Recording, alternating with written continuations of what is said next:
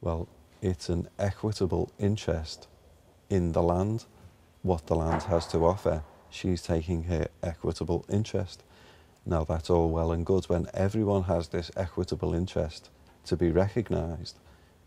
But what has happened is, because of the two law forms that have entered into the English system, we have a duality of law forms that are operating at the same time. So we have the English common law, which is overrode by equity and recognised by the Norman king and his family lineage. And we have the Queen, who is the head of the state of the nation, who is using the civil law form, which is more about accounting, and it's about forms, documents and processes. So there's no biological level at mass there. It's simply what is written. And what we need to do is we need to sort of separate what we are as people and what the citizen is as a form of an account. And from my understanding and my research and study, the form of the account takes the form originally from the birth certificate, which is registered to the king for his future planning. Now, why would he need to register the appearance of a body to his realm? Well, because of the state of the nation, they need to organise future planning for funding, for accounting, and for, shall we say, bureaucratic reasons. But this doesn't need feeding because it's already, it's ran by man. Man is operating the whole state of the nation. Now, we, the people of the land, have chosen some people to assume office, and assume is a good word because what they've done is they're acting in office, if you like. So we've given our consent for people to establish themselves in an office whereby they can organise, manage and run the accounts. Now, we recognise through trust law that there is a trust relationship going on between the parties. So we have, for example, Joe Bloggs on his day-to-day mission. What is the office he may be assuming? So if he's unemployed, for example, he's assuming unemployed status, and as a citizen, he will receive benefits, which is a term that we need to sort of latch up for later.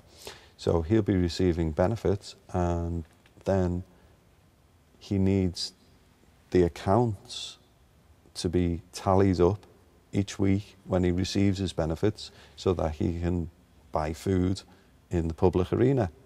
But he may have an allotment where he grows food which costs him nothing, and he has every right to do, this duty to himself as a man, but not in the accounting term unless he begins to sell things. Now, he can sell things privately and not nominate the money that he makes from the produce to the state.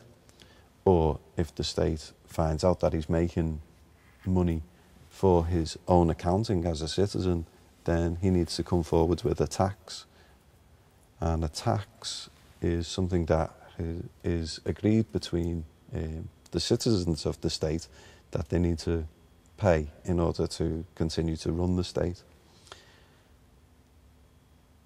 So we look at what tax is, and from my research and study, tax is something that has been in effect for about 5,000 years, and it's a temporary measure.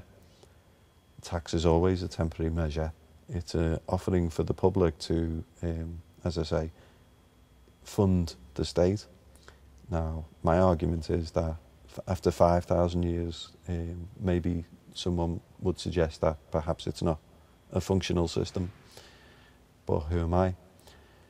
So we have the man who has the ability to grow food and to think and to operate out of his conscience, which is recognised in equity, as opposed to the citizen who is accounting for his actions in the state.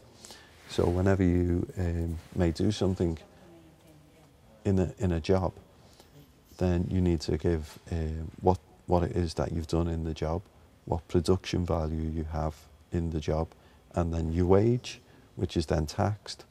So if you can see that account in the place of office, then you get to see the separation between the two systems.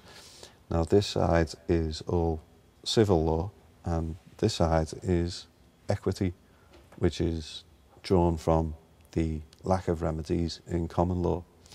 So we'll talk more about the formation of trusts and what equity means within the relationships of trusts and how it's ruled at the Court of Chancery.